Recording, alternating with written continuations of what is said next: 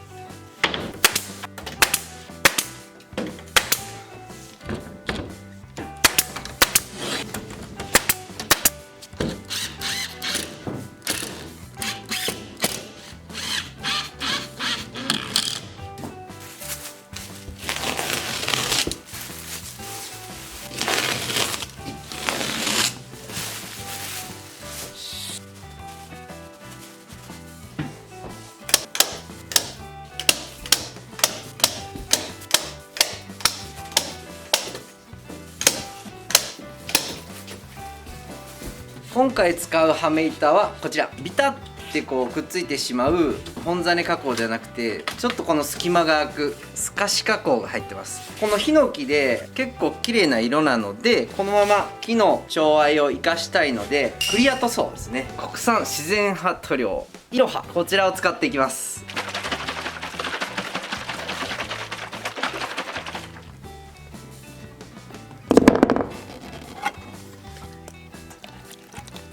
このウエスで染み込ませて塗っていきます。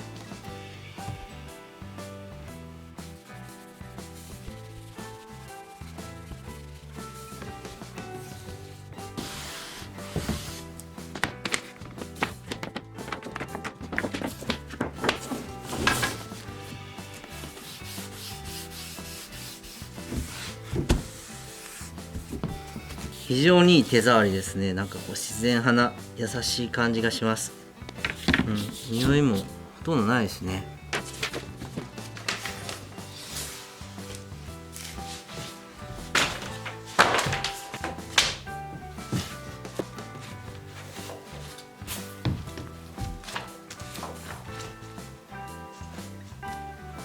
めっちゃ早ない？もう終わった。早い。楽しいよこれ。こんなもう一瞬で。やっぱ改善改良やね。早い。改良は。早い早い。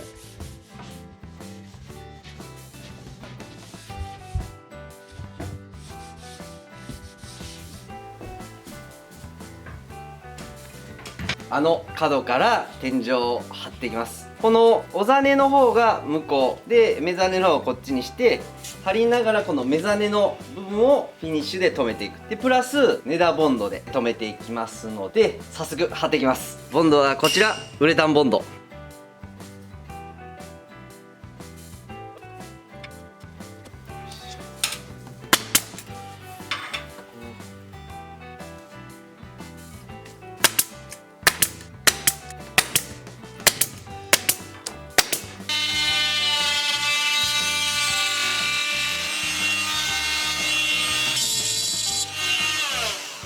千鳥針っていうずらしながら貼っていくんですけど、この根太の上でしかこの釘は打てないので、この根太間でカットしていきます。この2列のもう繰り返しでずっとやっていくので、とにかくパーツを先に切ってしまいます。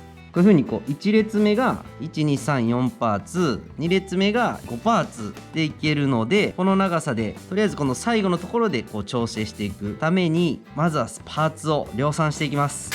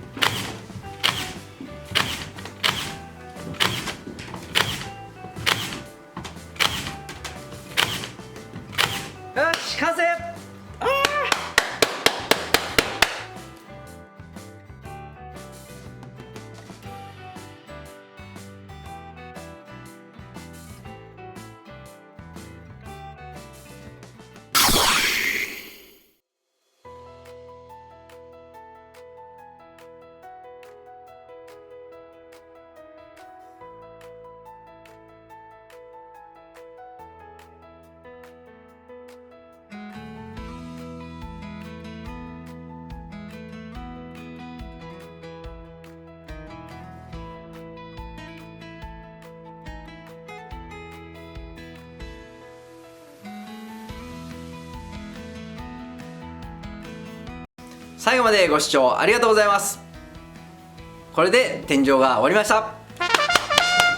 いや、かなり長いことかかりますね。多分実像で僕8日ぐらいかな、かかったと思います。なかなかね、上り下りで思うように進まなくて、あとね、はめ板の幅が 45mm ぐらいなんですよね。なんでなかなか伸びていかないっていうね、メーター数が。